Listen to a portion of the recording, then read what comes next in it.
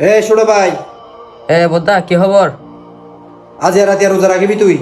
দশজন তো রোজা ঠিক আছে। আই তো হারে সিগারেট চারা টাকি না হারে বোদ্দা। রোজা দিলে সিগারেট পারে না বেটা? রোজা রাখিবি তোরা আজ যেন রোজা দেখি মান হালিয়া। চেষ্টা করছুম। ঠিক আছে রাখ।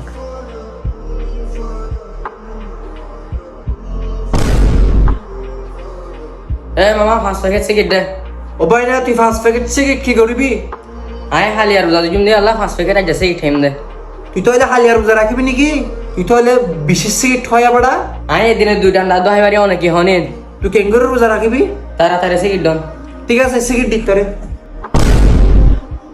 জোর নসরি আসুন তো হতলতে আধা নজরের সময় নমুনা সিগারেট হয় না বাড়ির মিসাইল সময় হতো দিয়া সিগারেট হয় না আর আমার রোজা করে দিলাম সবাই নমুরা।